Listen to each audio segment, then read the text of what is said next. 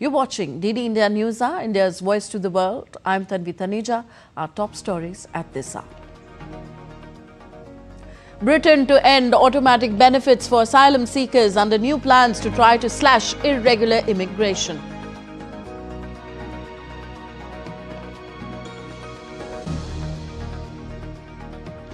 UN Security Council to vote on Monday on a resolution endorsing US President Donald Trump's Gaza peace plan.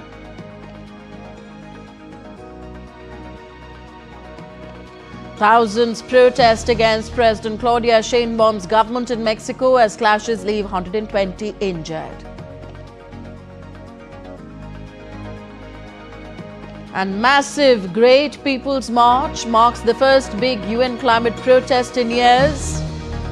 India at COP30 urges developed nations to fulfill climate finance promises.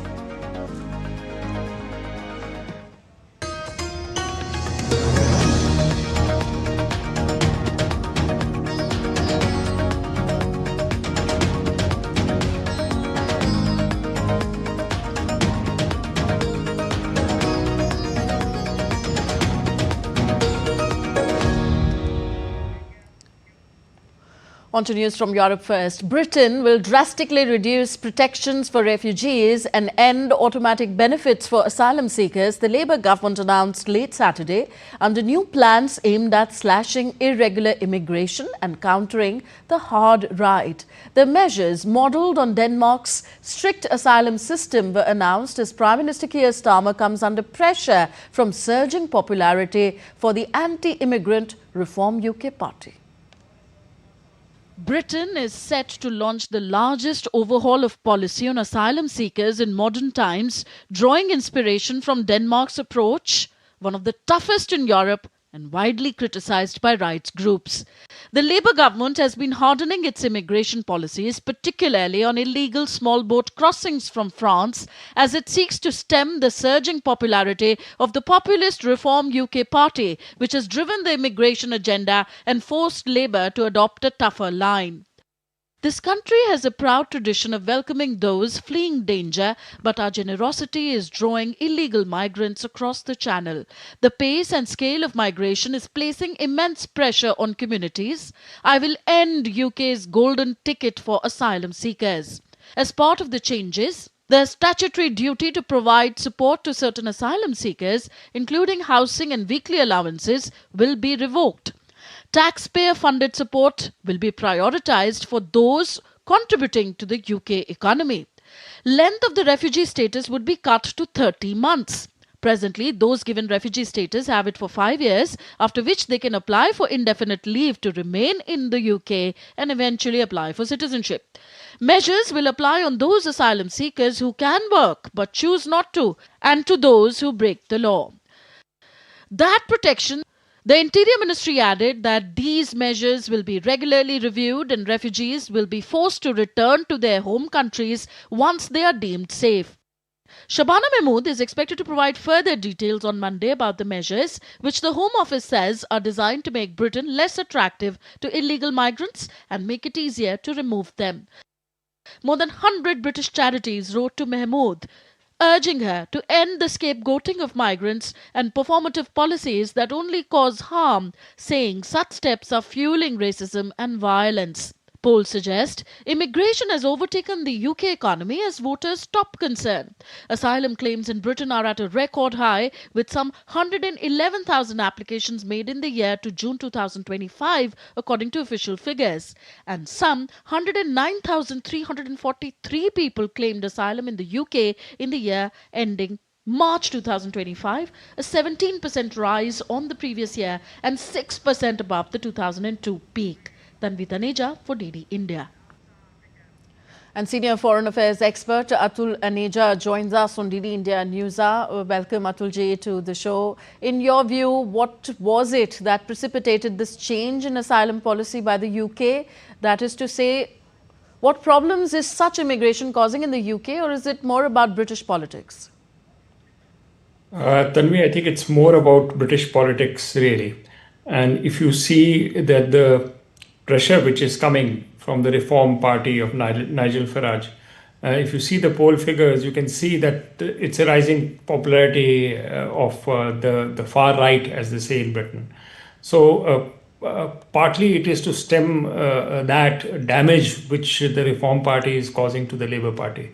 So there is definitely a domestic political angle to the entire initiative which has been taken. So I think it's primarily that which has caused them. There is generally Britain is part of a geography which is the West, where the far right is generally making inroads. If you look beyond Britain, if you see in continental Europe, you see Marine Le Pen's party in France, which is gaining popularity, AfD in Germany. So it's essentially within the framework of the far right assertion across Europe, and including and specifically to Britain. I think it's a response to that these harsher measures are being taken on immigration and asylum, essentially. Okay, are the changes in the UK asylum policy also at least partially related to immigration changes announced by the US government? In other words, how far are they possibly related to economics? Yes, Tanvi. You cannot see what's happening in Britain in isolation. It's part of a bigger change which is taking in the West, and it's the spearhead of that is frankly President Donald Trump in the U.S. And I think that it's created a certain far right momentum beyond the United States, and has engulfed large part of Europe, and it's that sentiment which is growing stronger even in the UK. And I see what has happened in the UK is a response to this larger, let's say, a conservative movement which has started in the West. And I think it's in response to this larger change in mood in politics. And democracies can't ignore the way public opinion is shifting. And I think it's survival instincts are coming in here. And that's why a Labour Party, which is supposed to be more centrist and pro-left, is taking a position which is closer to the right. Okay.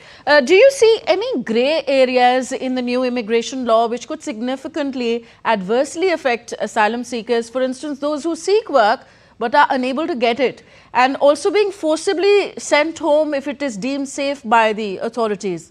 A lot of arbitrariness there? No, I think the whole idea is that you're not cancelling genuine asylum seekers. So and asylum seekers means those who have a threat to their life in their home country, and therefore those seem to be protected. But the review element is coming into the picture. That it is not a permanent ticket for you, so-called the golden visa to come into the UK. So the review period has been reduced from 5 to 2.5 years. Progressive. So you come in, but you'll be reviewed. You can be sent back if the conditions in your home country improve. Okay, time for you to go back. So this is something while you protect genuine asylum seekers, but if it should be clearly focused not on anything else but the threat to your rights, basic fundamental rights in your home country, including your right to life. I think if that's the parameter it's going on. The second message which is coming is that because you become asylum doesn't mean that you integrate into the British society. So there were welfare measures which were earlier automatic in terms of housing, in terms of allowances. I think all that is now under the scanner. But tell me, I still think it's a bit of a gamble for the Labour Party, because while you try and go more right wing, your original supporters, which is the centre and the left, they might start leaving you. So we'll see how the British government responds to these competing pressures. But right now, it's clearly a shift to the right.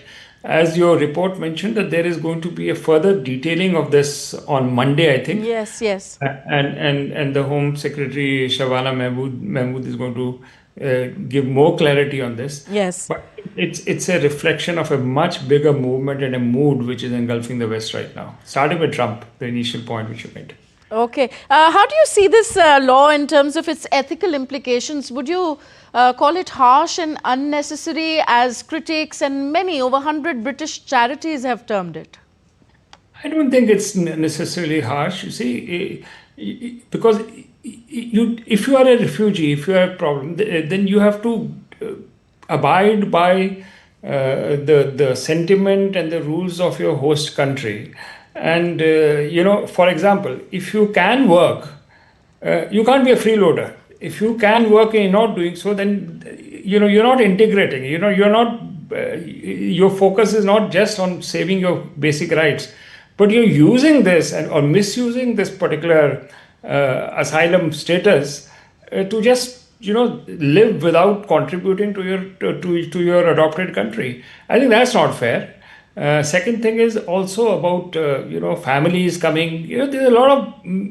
I'm not sure so much about Britain, but in Canada it happens. You bring in your relatives out there. They go ahead and take free treatment, surgeries, whatever, because they're welfare state. I think this needs to be corrected. At the same time, I think when there is a genuine need for people when there is a genuine threat to them, it should remain open to that.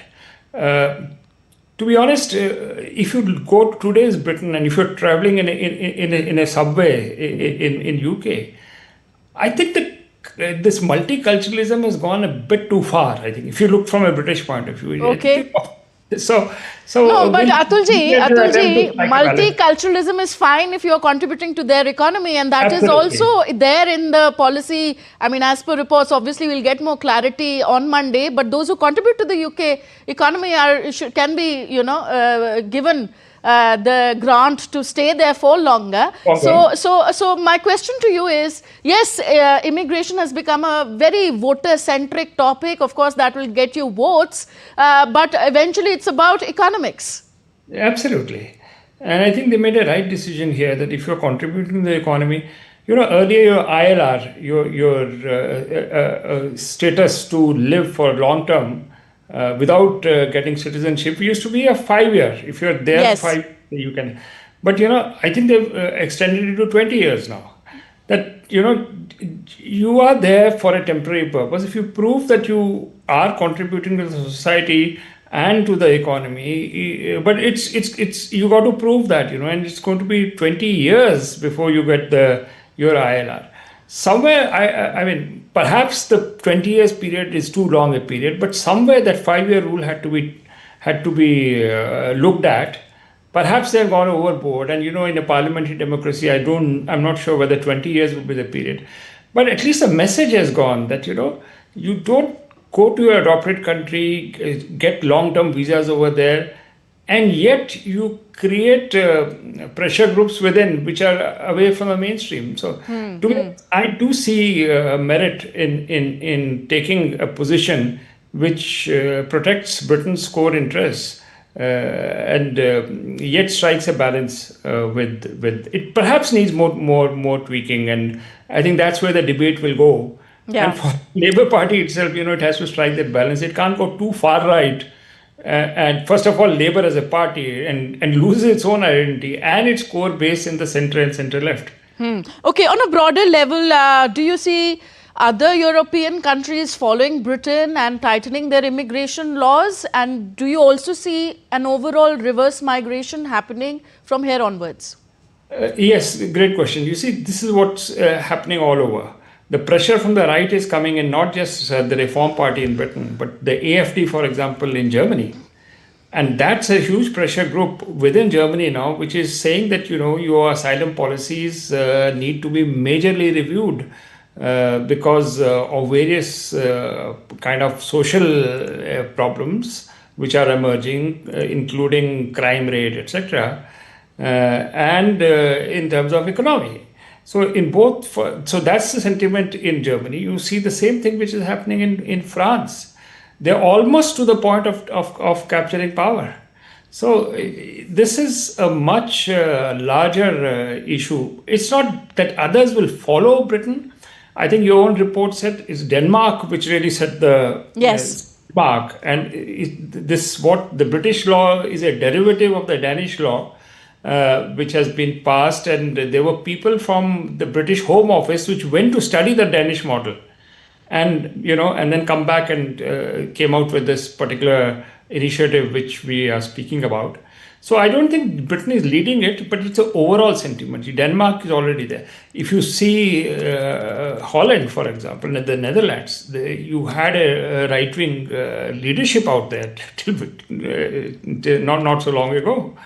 And you see, it's entire Europe which is changing. I think UK is being forced to follow what is happening, the overall sentiment in the continent. Okay. But this particular movement is only going to strengthen as the country's economies, for various other reasons, are not doing that well, including, the lack of cheap gas and cheap oil from Russia. That's creating big problems and inflation and economic hardships. This is going to reflect in politics itself.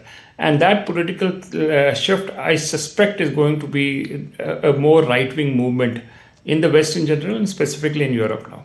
Okay, I don't know, it is a bit ironical for sure that Shabana Mahmood also is a UK citizen, but is been an immigrant there. Her roots are of Pakistan origin. But yes, as times go by, the policy shifts are making their rifts very clear. And of course, it's about politics as much as it's about economics. We leave it here. Thank you very much, Atul and Aneja for being on the show. You're welcome, Tanvi. All right. A delegation from the Caribbean Community Reparations Commission will hold talks this week with officials and politicians in Britain on addressing the historical injustices of slavery and colonialism, as well as their lasting impacts. According to official statement, the CARICOM Commission's visit will take place from November 17th to 20th to the United Kingdom. The visit aims to strengthen strategic partnerships and promote a joint program of public education and engagement on the reparations agenda. Calls for reparations have gained momentum worldwide, particularly among CARICOM, a group of 15 member states that includes Barbados, Jamaica and the African Union. CARICOM has a reparations plan which includes calls for a full and formal apology, education programs, debt cancellation and monetary compensation, while the African Union is developing its own. You're watching DD India News. Are still to come on the show. Israeli protesters demand to appoint a committee to initiate a state inquiry on the events of October 7th, 2023 attacks. Australia cautiously welcomes Trump's rollback of tariffs of food items. And Sikkim government in India's northeast announces opening of Doklam and Chola for tourists by December 15th this year.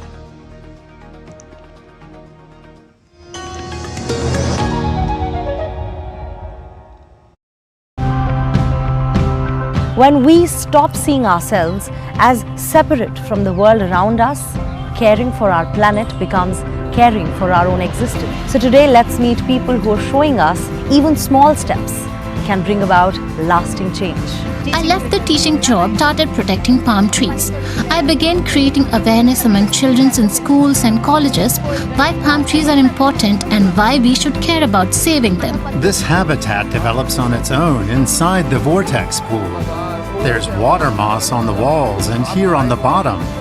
The moss growth on the walls and bottom is proof that the water quality really is improving. Past, we didn't know what conservation was or how to preserve or protect the wildlife.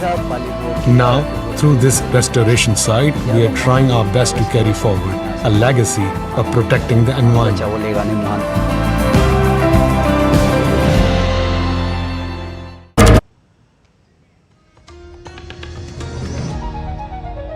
Welcome back. You're watching DD India News. I am Tanvi Taneja. On to Brazil now. Tens of thousands of people thronged the streets of the Amazonian city, hosting COP30 talks on Saturday in Belém, dancing to thumping speakers in the first large-scale protest at a UN climate summit in years. As the first week of climate negotiations limped to a close with nations deadlocked, indigenous people and activists sang, chanted and rolled a giant beach ball of earth through Belém under a searing sun. Others held a mock funeral procession for fossil fuels, dressed in black and pretending to be grieving widows as they carried 3 coffins marked with the words coal, oil and gas. It was the first major protest outside the annual climate talks since COP26 4 years ago in Glasgow, as the last 3 gatherings were held in locations with little tolerance for demonstrations. These were Egypt, the UAE and Azerbaijan. Called the Great People's March by organizers, the Belém rally comes at halfway point of difficult negotiations and follows 2 indigenous-led protests that disrupted proceedings earlier in the week.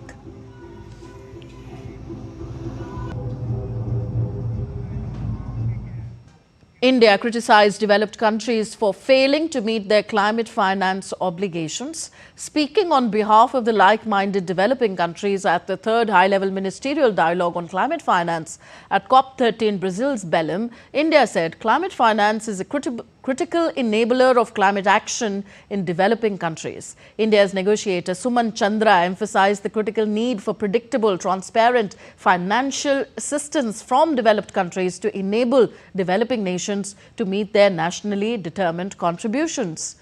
India made it clear that the climate transition in the global south is being held back by broken promises. India's remarks highlighted the legal obligations set out by the Paris Agreement that developed nations have yet to fulfill. India specifically pointed out inadequacies in the new collective quantified goal revealed at COP29 and called for substantial, consistent financial support from wealthier nations. At this year's climate conference, developing countries have demanded that Article 9.1 be included on the official agenda for formal negotiations.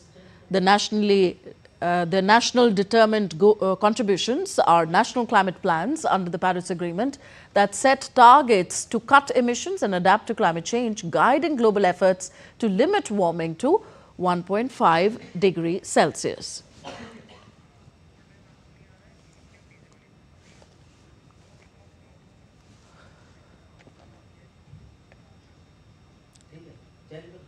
DD India's Akshay Dongre joins us for more on this story. Akshay, just a few global north countries who are actually derailing oil and gas phase out since Paris Agreement.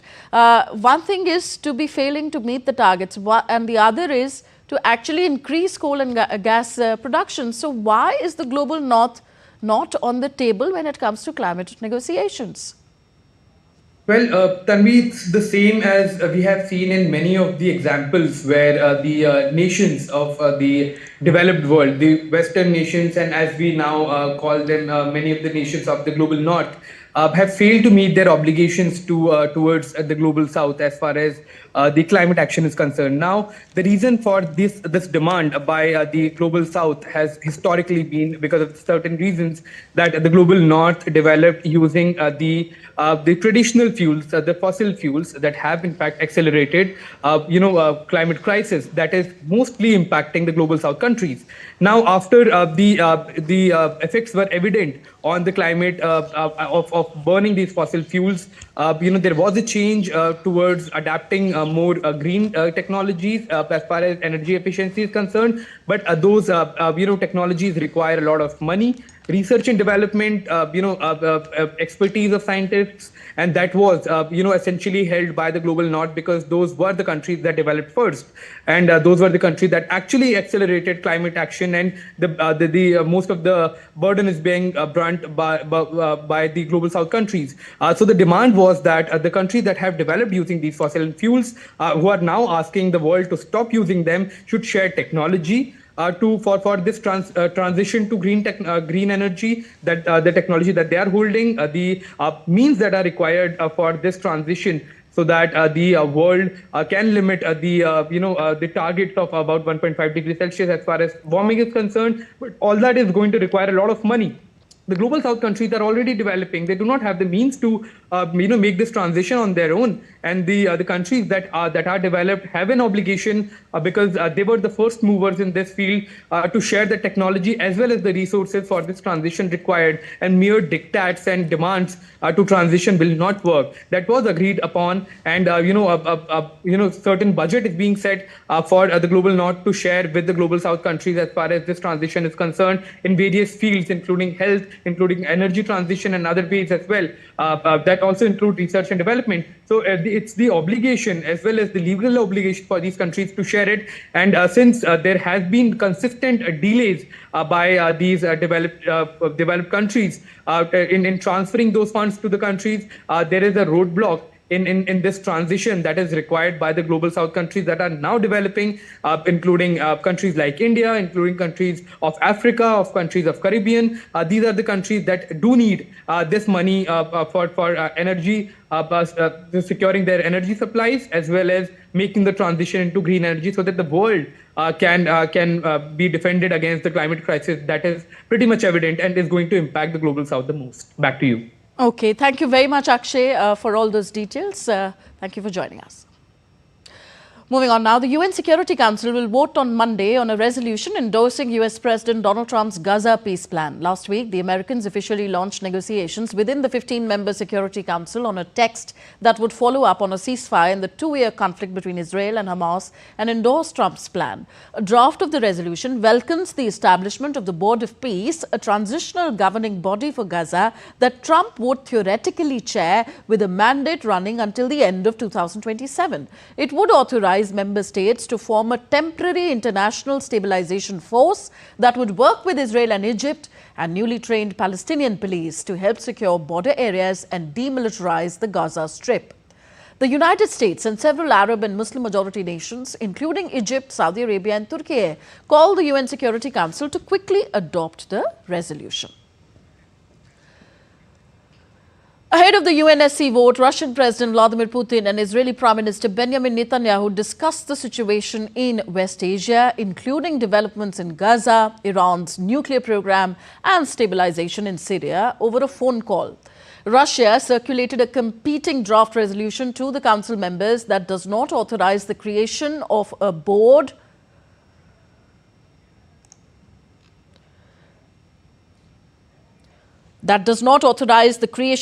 of peace or the immediate deployment of an international force in Gaza.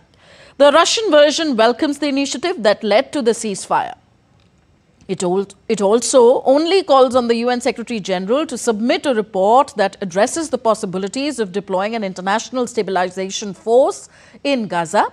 The Russian UN mission said in a statement that its alternative proposal differed by recognizing the principle of a two-state solution for the Israeli-Palestinian settlement. Meanwhile, Israeli protesters gathered in Tel Aviv on Saturday to demand the Israeli government appoints a committee to initiate a state inquiry on the events of October 7, 2023. Demonstrators also demanded the return of remains of slain hostages from Gaza.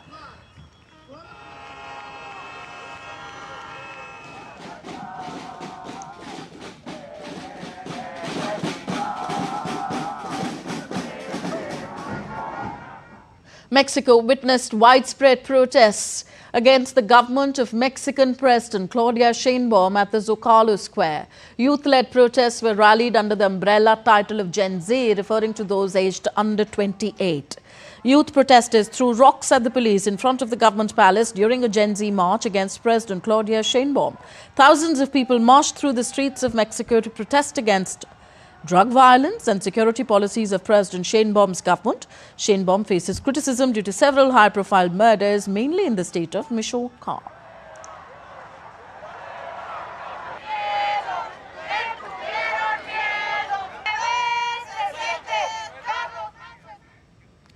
Staying in South America, the US military released video it said showed a lethal kinetic strike on a vessel described as being involved in illicit narcotic smuggling in the Caribbean waters. On its X account, the US Southern Command said that the strike had occurred on November 10th at the direction of Defense Secretary Pete Hegseth. In the black and white video, the boat appears to be traveling at high speed when it bursts into flames and stops.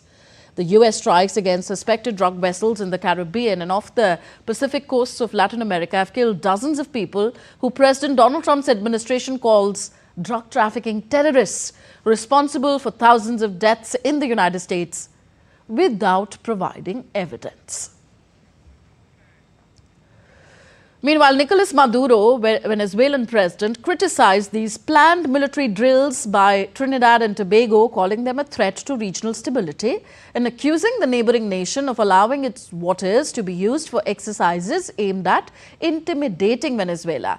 The exercises in waters of Venezuela's state coast are scheduled to run from Monday to Thursday. The exercises take place amid broader U.S. military operations in the Caribbean, which include warships, fighter jets and thousands of troops, while U.S. President Trump's administration says the operations target drug trafficking.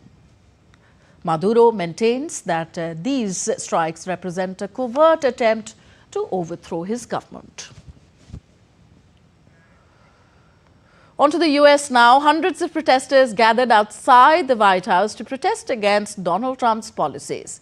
The protest, which remained largely peaceful, culminated with a march and a demonstration as activists wrapped crime scene tape around the perimeter of the White House property. This is the first of 3 protests. The second will be held on November 17th and the third on November 24th.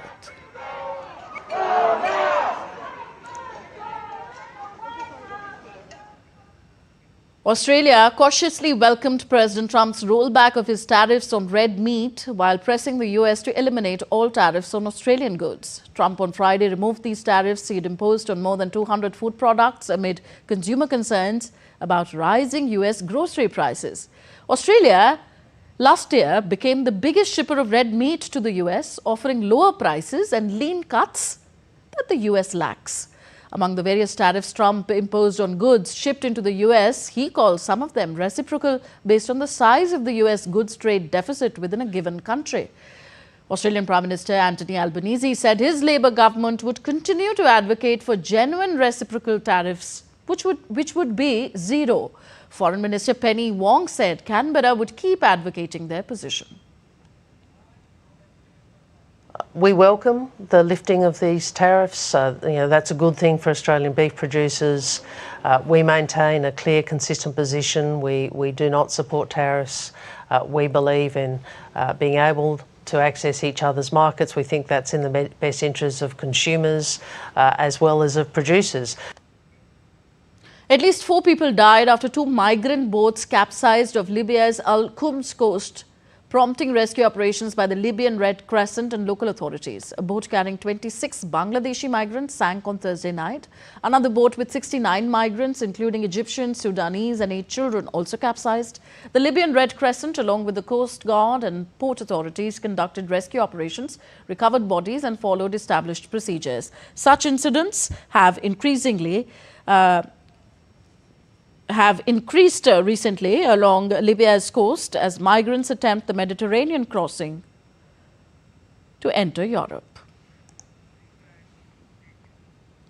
A team from 60 Parachute Field Hospital paid solemn homage at the War Memorial in South Korea, laying a wreath on behalf of the DGAFMS and the Indian Armed Forces. The contingent honored the gallant Indian troops who rendered distinguished service during the Korean War, reaffirming the steadfast military ties, shared legacy of sacrifice and continued camaraderie between India and the Republic of Korea.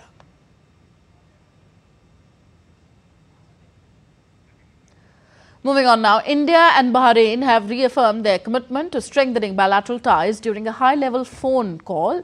External Affairs Minister Dr. S. Jaishankar spoke with Bahrain's Foreign Minister Dr. Abdul Latif bin Rashid Al Zayani, where the two leaders discussed ways to further deepen the long-standing and multifaceted partnership between New Delhi and Manama.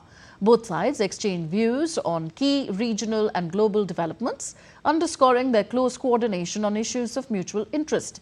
The conversation highlighted the continued warmth in India-Bahrain relations, spanning trade, energy, security cooperation, and people-to-people ties.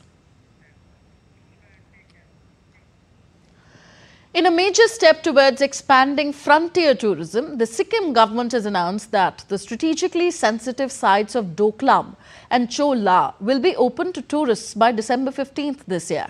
The decision marks the first time civilians will be allowed access to these high-security border zones. The The sites were originally scheduled for inauguration on 27 September, but the plan was delayed due to administrative and logistical hurdles. Sikkim's additional Chief Secretary for Tourism, C.S. Rao, confirmed that preparations are now in their final phase. By opening these previously restricted regions, the Sikkim government aims to promote adventure and heritage tourism. The Sikkim government is preparing to open Chola and Doklam under the Battlefield Tourism Initiative of the Defence Ministry.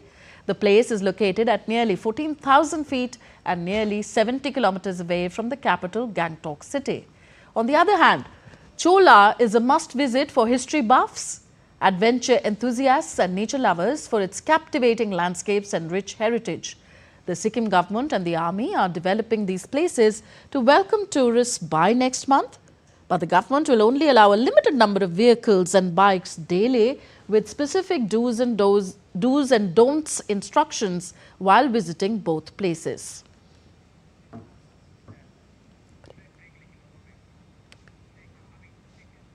All right, we're heading into a short break here on DD India News Hour. More news and updates on the other side. Stay with us. Geopolitics and trade deals. Economic challenges amid development. Hard work and the path to prosperity. It's the economy always. Between walkers, money is what money does and says. Supply creates its own demand. Between the bulls pulls and bears tears. When supply chains globalization and India rises to the podium. We'll get you centered with the economic brief at 8 p.m. every Thursday on DD India. Welcome to Manipur, a state that's waiting to enchant you with the jewels of nature,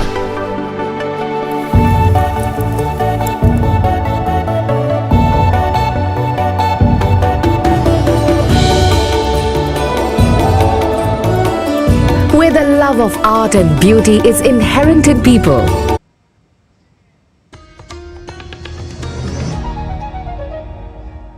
Welcome back. You're watching DD India News Hour. I am Tanvi Taneja. Ukrainian President Volodymyr Zelensky renewed his plea for more air defense systems a day after Russian strikes on Kiev killed 7 people. His latest comments came after Russian missiles struck apartment blocks across the Ukrainian capital Friday.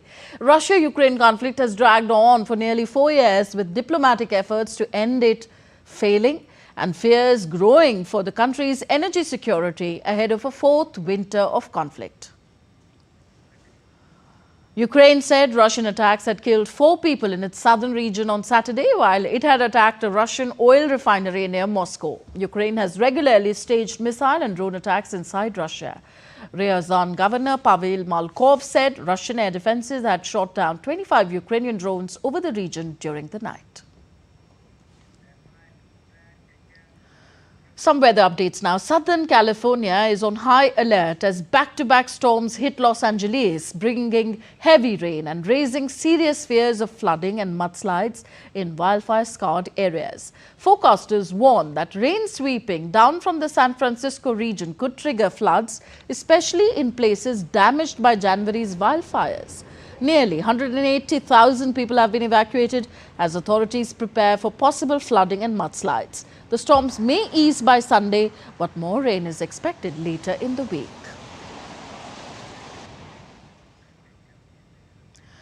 And on to some sporting action now in News Just In. Off-spinner Simon Harmer has led South Africa to a thrilling 30-run victory against India in the first Test match in Kolkata. This has come inside 3 days of the low-scoring opening test at the Eden Gardens. Harmer claimed 4 wickets for 21 runs as India, chasing 124 for victory, folded for 93 in a remarkable batting meltdown. Chasing a small total to win, India were already short of a batter as skipper Shubman Gill, who was retired hurt in the first innings, could not bat in the second innings. To make things worse, Marco Jansen claimed 2 wickets in his first 7 deliveries to leave India reeling. Yashasvi Jaiswal fell for a 4-ball duck, while opening partner KL Rahul made 1 before he too perished. Earlier, Temba Bavuma dragged South Africa back into the contest with an innings of tremendous grit. His unbeaten 55 runs was the only 50 by any batter on a minefield of a pitch where inconsistent bounce and spin made life difficult for the shot makers. The second and final test is scheduled in Guwahati from November 22nd. And India's Narayan Singh gives us more perspective on this South African victory. Narayan, it was a low-scoring match, but one didn't expect this result, did we? Definitely, Tanvi, as you mentioned, we were expecting a tough match, a scintillating match between the two of the toughest team in the world cricket. But no one would expected that this will be just against the India's favor, and also just the test match will be over inside 2.5 days. And on day 1, it was looking like that it's so good for the batting in the first session when the South African opener scored 57 runs without no loss. But on day 2, in the second session, after the second session, we saw that the pitch was crumbling and there were too much cracks on the pitch and the dust was puffing out from the pitch. So it was, we can say that very, very difficult to bat on such pitch, because how the ball will behave, and even the bounce was uneven. So it was difficult, the conditions were difficult for batting. But all in all, we should kudos to South Africa, the way they came here, and even their Kagiso Rabada was not there. They won a match, test match in India for the first time since 2010. And talking about the today morning, they started the day with staring a defeat and with only 63 runs ahead and having only 3 wickets in hand. But kudos to their captain, Temba Bavuma, the only player in this match who scored a half-century, and his partnership, I think, that with Corbin Bosch was the, we can say, the turning point of this match. Otherwise, the South Africa would have folded early, but that thing gave South Africa a respectable total that their bowler defended. And today we saw that the way Marco Jansen just removed our top 2 batters, Yashasvi Jaiswal and KL Rahul, and that thing just, we can say that opened the floodgates for their spinner Hammer, and he just dismantled Indian batting lineup. So all in all, we can say that it's a time for the introspection for the Indian management. If you take a look the past, the home series against New Zealand, the picture, I think that was something that is, we call the miscalculation in preparing the pitches. I was about to ask you this, Narayan. So a test match wrapping up on the 3rd day's second session. So essentially test match wrapping up in half its time, 2.5 days. Will pitch curators take note for the next test in Guwahati, or would you say that it's just great cricket that was played on a bowler-friendly pitch? We actually, if you talk about test matches of 5 days, and if a test match is getting over in 2.5 days, that is not good, especially for the test cricket as a product, and also for the players who are coming here after the hard work of years. And actually what happens when the players goes to bat and the ball behaves something differently, and it brings the demons of the pitch inside the batter's mind, and you can say that it also dents confidence of the batters, and suddenly something different is happening. So I would like to say here the miscalculation in the pitch preparation, especially we know that when India goes outside the country, then also we can say that the foreign teams also giving them the pitch with grass, favoring them.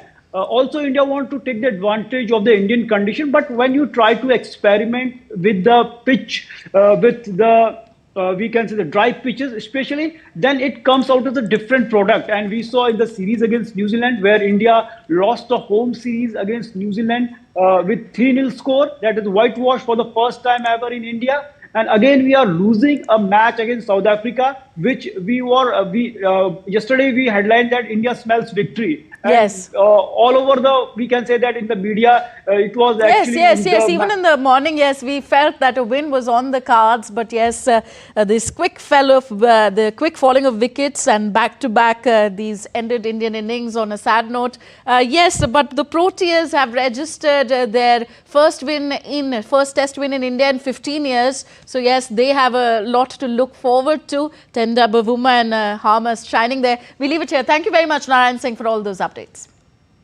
And with that South African win in Test cricket, the first test of a two-match series in Kolkata, we wind up this edition of DD India News Hour. Do let us know your thoughts on the news of the day. Connect with us on our different social media handles at DD India Live. And you can also download our DD India mobile app for quick news and updates on the go.